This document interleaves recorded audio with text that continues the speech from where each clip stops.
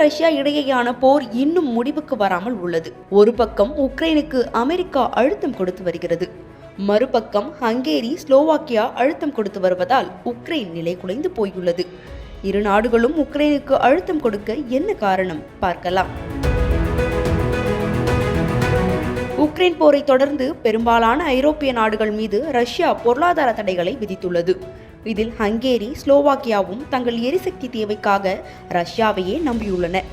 இதற்காகவே ரஷ்யாவுடன் இணக்கமான உறவை கடைபிடித்து வருகின்றன. கடந்த ஜனவரி மாத இறுதியில் உக்ரைன் வழியாக ஹங்கேரி மற்றும் ஸ்லோவாக்கியாவுக்கு செல்லும் எண்ணெய் குழாய்கள் சேதமடைந்ததால் எண்ணெய் விநியோகம் நிறுத்தப்பட்டது.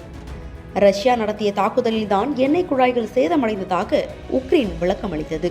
இதனை ஹங்கேரி, ஸ்லோவாக்கியாவும் ஏற்க மறுத்தது மட்டுமின்றி உக்ரைன் திட்டமிட்டே எண்ணெய் விநியோகத்தை தடுத்து நிறுத்துவதாக குற்றம் சாட்டின. இந்த நிலையில் மாற்றுப்பாதையில் எண்ணெய் விநியோகத்தை தொடங்க உக்ரைன் கேட்டுக்கொண்டது. பழைய வழித்தடம் வழியாகவே எண்ணெய் விநியோகம் செய்யப்பட வேண்டும் என ஹங்கேரி, ஸ்லோவாக்கியாவும் திட்டவட்டமாக கூறிவிட்டன. உக்ரைன் இந்த விவகாரத்தில் விரைந்து நடவடிக்கை எடுக்கவில்லை என்றால் உக்ரைனுக்கு ஐரோப்பிய யூனியன் வழங்க திட்டமிட்டுள்ள 9,000 கோடி யூரோ மதிப்பிலான வட்டியில்லா கடனுதவியை தடுத்து நிறுத்துவோம் என ஹங்கேரி வெளியுறவுத்துறை அமைச்சர் பீட்டர் சிராஸ்ட்ரோ தெரிவித்துள்ளார். அதேபோல இந்த விவகாரத்தில் ஸ்லோவாக்கியாவும் உக்ரைனுக்கு எச்சரிக்கை விடுத்துள்ளது.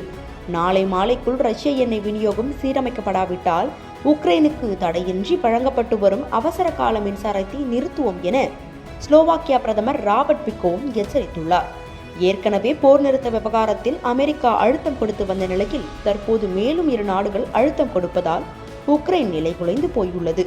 இந்த விவகாரத்தில் உக்ரைன் என்ன முடிவெடுக்கப் போகிறது என்பதை பொறுத்திருந்துதான் பார்க்க வேண்டும்.